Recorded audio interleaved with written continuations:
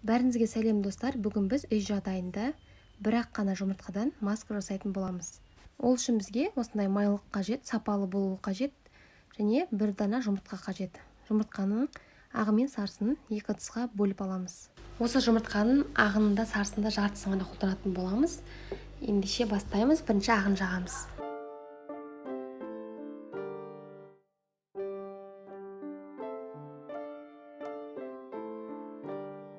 Барлығын жағып болғаннан кейін салфеткадан өзім осындай трафарет қиып алдым.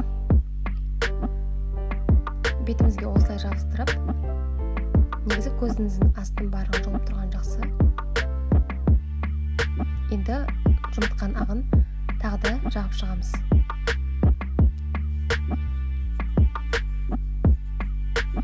Осылай жағуға бізге жұмыртқаның ағының, сарысының және жартысы ғана кетеді. Бізде жұмыртқаның ағының пайдасы теріні тартып тұрады және тазартады. Пайдасы өте көп. Бетіміздегі, мұрнымыздың жанындағы сызықтардың барлығын тартады. Бұл масканы біз 7-сіне 2 рет 1 ай үзбей жасасақ, жақсы нәтиже береді.